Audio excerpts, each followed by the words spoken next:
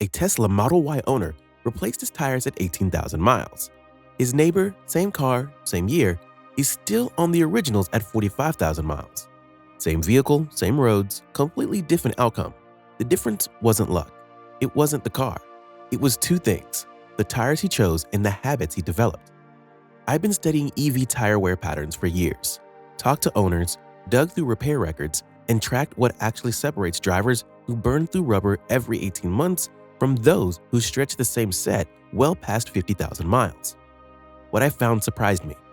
Most EV owners are making tire mistakes they didn't even know about, and some of those mistakes start the moment they drive off the lot. Today I'm breaking down exactly why EVs destroy tires faster than gas cars, which tires disappear the quickest, and which ones actually hold up. No fluff, just what you need to know. Why EVs destroy tires faster than gas cars. Before you can fix a problem, you need to understand it. EVs are fundamentally different machines from the moment they touch the road. Three things combine to create a tire-killing environment that most new EV owners never see coming. First, weight. A Tesla Model 3 weighs over 4,000 pounds. A Model Y pushes past 44,000. That's hundreds of pounds heavier than comparable gas vehicles. Almost all of it from the battery pack, which sits lower in the floor.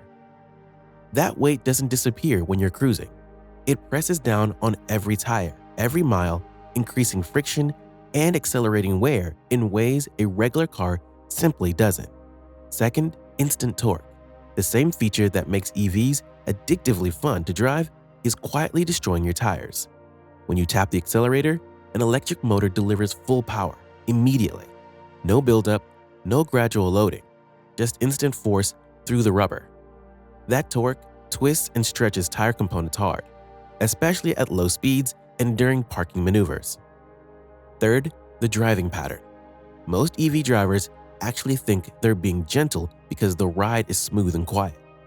But that silent power delivery masks how hard the car is working the tires underneath. Put all three together and you've got a machine that chews through rubber faster than any equivalent gas car. According to Michelin, EV tires wear up to 20% faster. Some owners with the wrong tires and aggressive habits see numbers far worse than that. Understanding this is the foundation.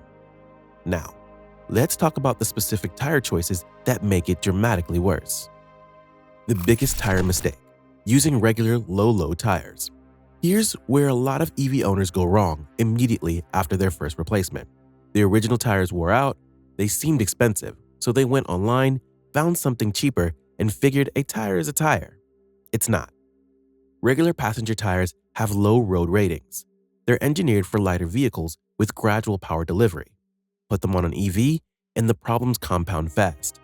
The sidewalls are softer, they flex more under the battery weight, creating heat.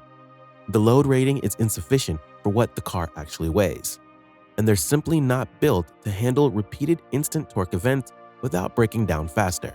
The results aren't subtle: faster wear, worse handling, and genuinely higher blowout risk because the tire structure is operating beyond what it was designed for.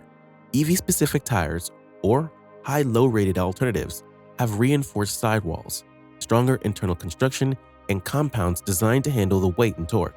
Skipping them to save money up front usually costs more in replacements down the line. Tires with soft efficiency compounds wear out shockingly fast. This one catches even careful buyers off guard.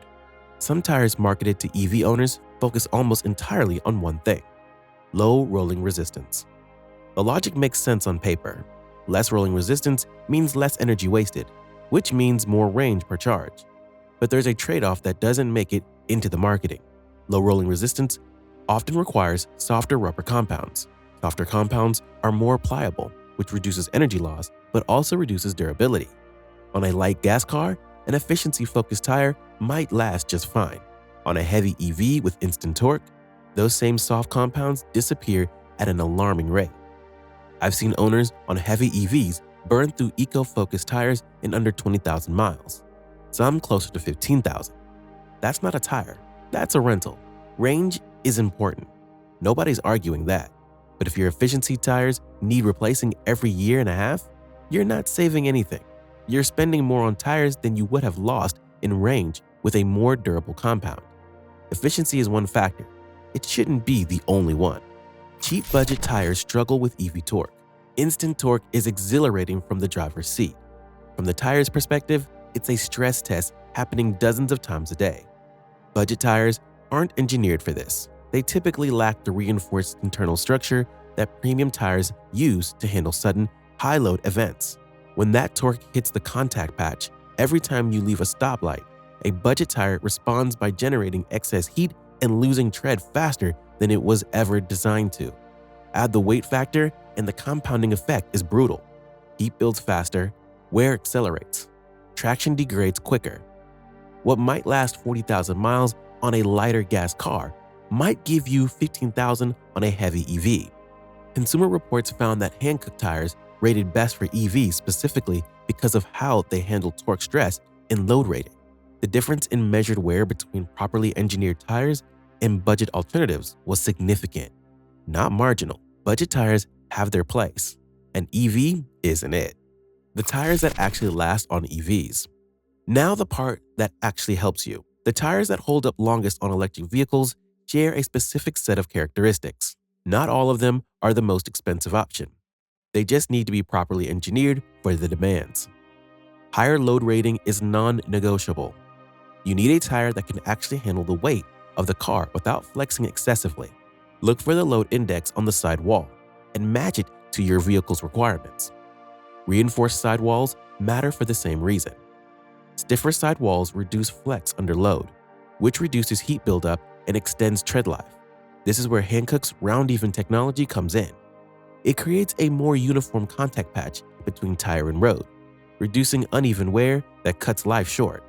Balanced compound is the sweet spot most drivers miss.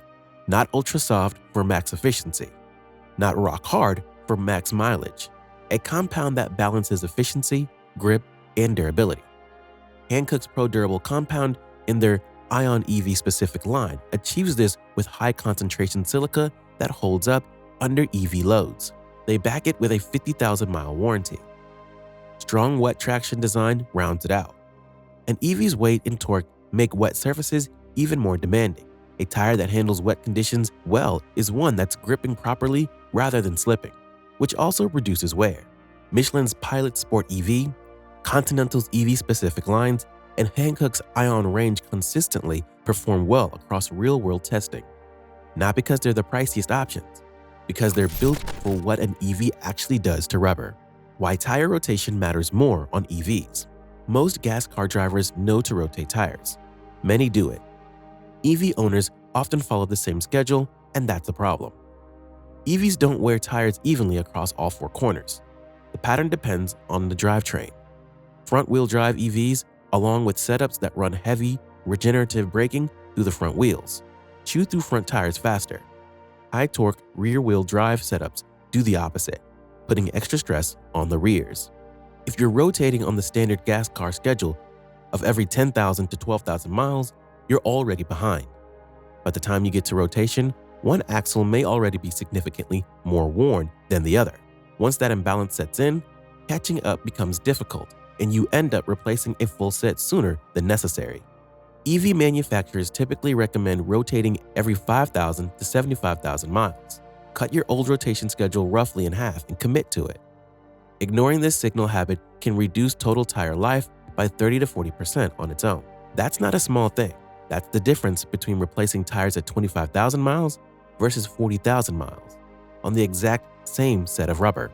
If you're finding this useful, hit that like button and subscribe for more EV ownership realities that actually affect your wallet. Tire pressure impacts EV wear more than most drivers think. Here's one that sounds basic until you understand why it hits harder on EVs than gas cars.